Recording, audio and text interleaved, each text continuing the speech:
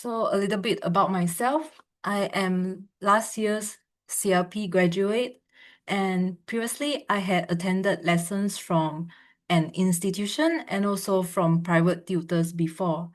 So for my last attempt, I thought to myself, I had already compiled the materials with me. All that is left for me is to digest them. So I just studied on my own with what I have and attended our pro bono classes. I went through the resources on Dr. Chi's channel multiple times, made notes from it, and also listened to it like podcasts during my free time.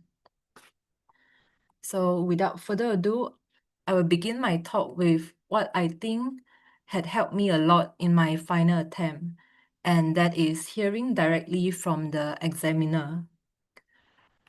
The speakers of the sesi perjumpaan are the chief examiners of that year, so they might not be the same every year.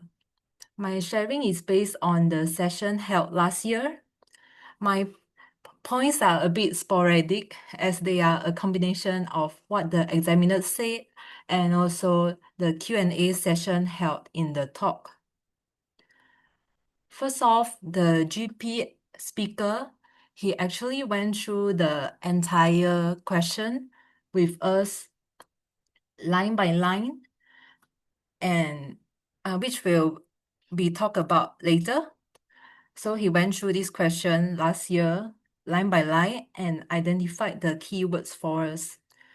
He said that if we had practiced 5 statements of claim, there's a 70% chance of us getting a pass. So I would like to emphasize that we must complete the whole statement of claim in the exam. So on the last point on my slide,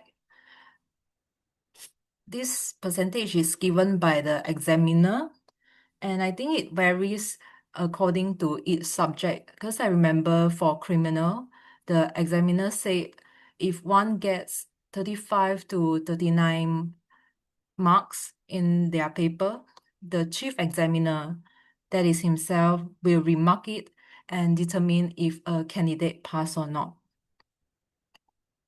So from this slide, I have written down what he said in the session. He told us the marks generally allocated to the points in the statement of claim as shown in the table here. So at the very least, we must include all of these. I will share the entire PPT later after the event, so you don't have to screenshot everything at this moment. I will not go into detail, but just mention the important points. So from that session, I finally know like how they mark our scripts. And in that final attempt of myself, I made sure that no matter how much time is running out, I must make sure that I have all of them written down in my answer, because at least these areas are what I am 100% sure that I will get a point on.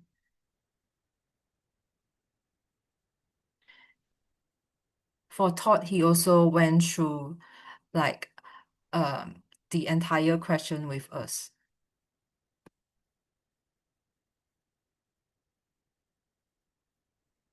Okay, so next up is civil. Civil, he has given, I think, 2 questions and the suggested answer in the session.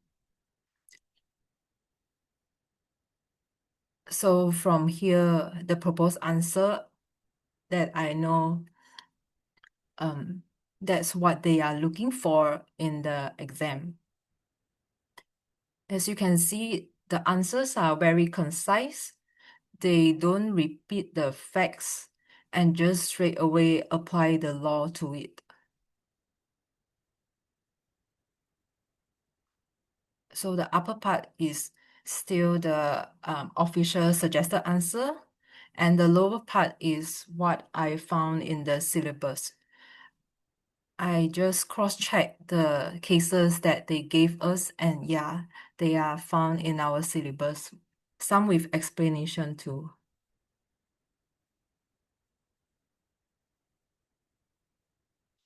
This is the continuation of the civil question. This is another example as well. Again, the white part is what I have taken from the syllabus.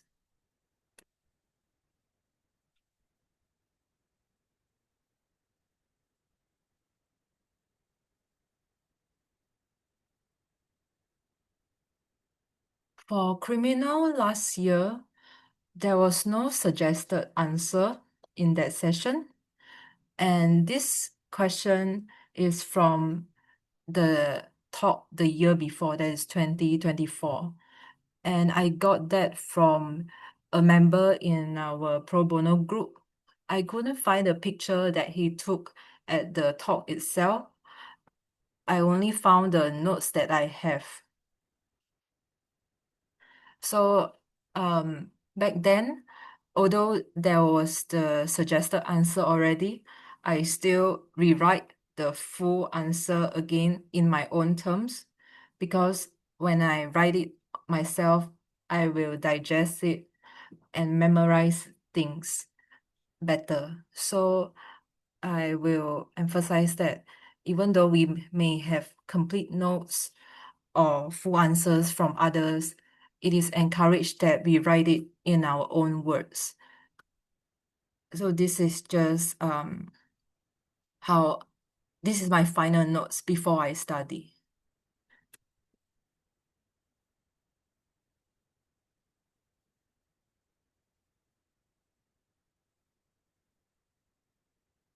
For evidence, they didn't give us the suggested question and answer as well.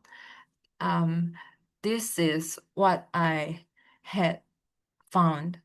The screenshot on the right is contained in the syllabus, and the left is the question, is a past year question, which I think the answer is included in the syllabus in detail.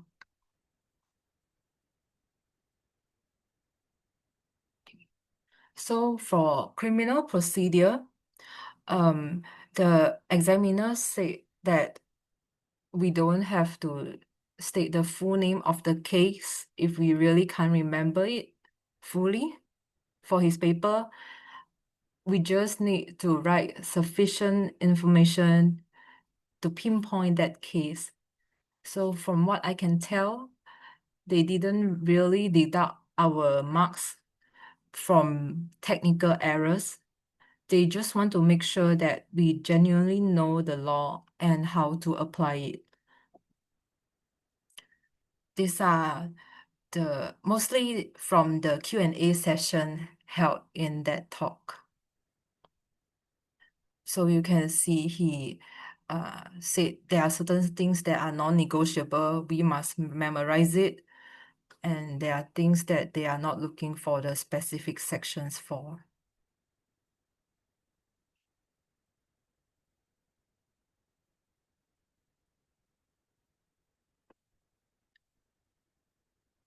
For every statement or answer that we give, we have to cite an authority for it. Even if we cannot remember, we just like put very broadly the most popular cases, Najib, Anwar, just to have something to support our argument.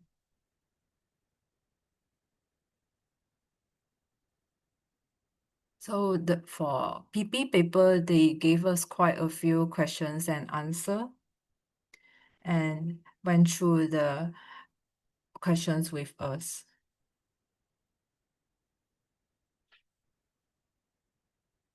They also, for each question, highlighted the keywords in the questions and guide us on what they are looking for in the answer. This one is on the rules of etiquette. As you can see, they don't really repeat the facts again. They straight away apply the law to the facts. This is something that I wasted my time on in my previous attempts because I thought I had to explain very clearly how I derive my answer, but the examiners already know the facts very well. We don't have to repeat what they will also see in the question. Just straight away go to the law and apply it. One thing that I also did differently in my last attempt is memorize these rules very well because they are essentially our answers. Without them, we can't really attempt this question.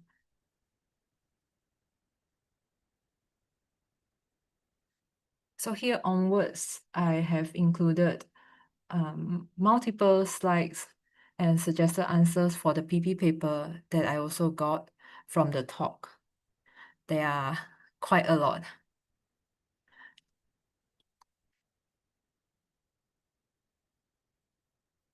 This one is for land.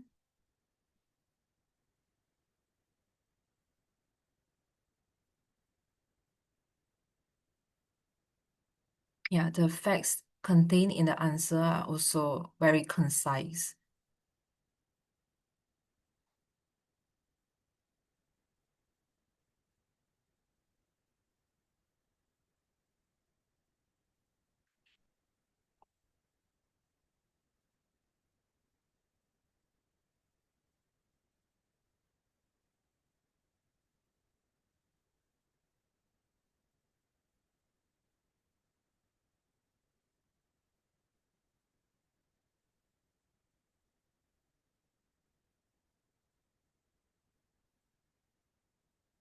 For bankruptcy, he gave some questions, but there was no suggested answer. He just guided us on what they want to look for in the answer orally. And these are the notes from that session and also the Q&A session.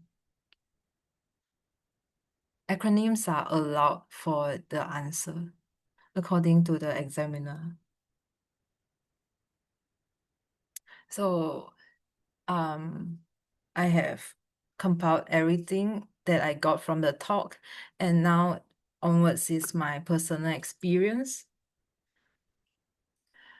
In the exam hall, I think that if we have to allocate the time in answering our question according to the marks given. So even if I really think I can only answer 30% of the question I choose, don't feel despair because we just write everything that we know in it. Our pen cannot stop. Don't feel despair. Yeah. Just put everything that we know in the paper. Or at the very least, just just copy the rules from the statute. And if we don't know the authority, just cite the most popular case in that area.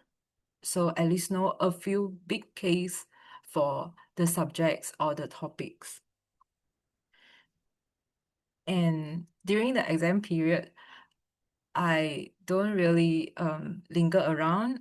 I didn't discuss the questions with anyone. I just quickly left the exam hall to study at home.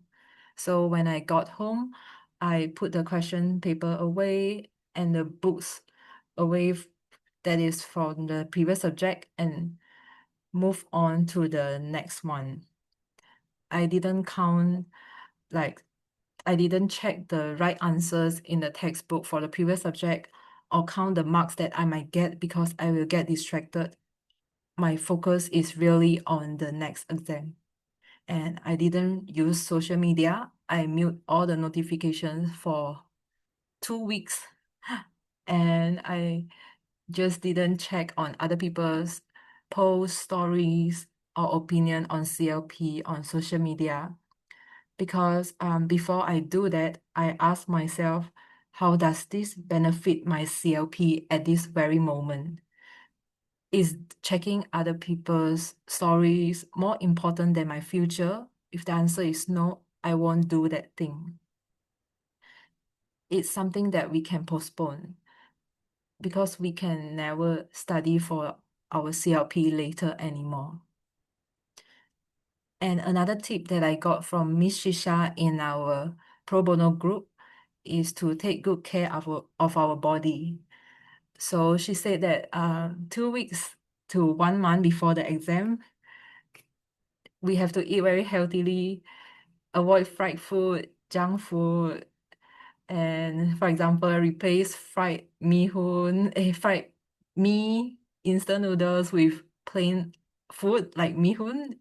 I really did that. I avoided fried chicken or whatever before the exam and only ate it after that because I had no time left to worry about if my body gets sick or not.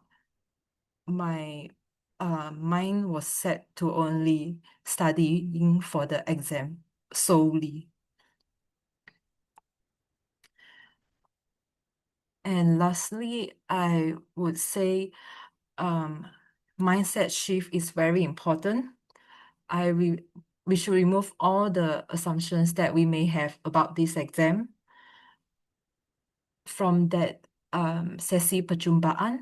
I learned that the examiners genuinely want us to succeed. For example, one senior examiner, he said that he used a magnifying glass to read the very small or illegible words as they try very hard to find a point for us. We have to trust them and also trust that we can do it. We can shift our mindset from now on. So before the talk, if you are going to attend it, I would advise that you can prepare all the questions that you have for the examiners from now on, and also your written answers. On the day itself, arrive early to talk to them, find out which one is the chief examiner, the speaker. They are usually in front interacting with candidates. Arrive early to talk to them. And also there is a short 15-minute break in the middle of the talk.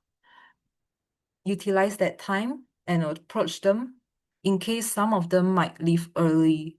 So whatever urgent questions you have, just go straight to the examiner, and they are all very friendly actually, and answered all of our very tiny question, very tiny questions as well. Like, should we include Sendirian Berhad in our case thing? Yeah, they actually answered that one. And talk to them if they stay around after the talk. So clear all your queries that you have about this exam and maximize every second that you are there. Also, um, the second tip is what I learned from Miss Lishani. She encouraged her students to write full answers for every question that they do. And very soon, you will find that some questions are actually repeated every few years with exact wording. Sometimes even the question number is the same. In case that they appear again, we must have our own answer for them. Don't rely on other people's full answer. Write your own answer and memorize it. This can be prepared. Because, yeah. So time yourself whether you are rewriting the question or doing the question solely on your own, even if you have the notes or full answer for it, you might encounter topics that you want to study through the rewriting. And you can instantly flip through your materials and make notes from it or add additional info to your answer. So you will revise it along the way. Right now, I would suggest that stop reading from the textbook alone or the notes. Just go straight to attempting the first question that you can find. Dr. Chi has attempted a lot of questions with us and also other pro bono tutors. On the YouTube channel, I would say that all of it are very sufficient for us to attempt this year's question already. And I repeated the videos every day, listen to them like a podcast everywhere I go. And we have to stay positive things only from now on. Last year, every day I woke up, I told myself I got 5 A+ in CLP in August 2023, like as specific as I can from the 4th of August to like the 14th of August. Every single day, I repeated that to myself. I aim high and shoot for the moon because even if I miss, I will land among the stars. So I am among the stars right now with the degree that I got with CLP. Yeah, this is where you can find me. And that is the last slide for this session. Thank you very much for 42 of you who attended. I hope today's session has been helpful. In the past, Dr. Chi has included a good luck orange at the end of his PPT, so I wish to pass this good luck to everyone as well. Thank you very much.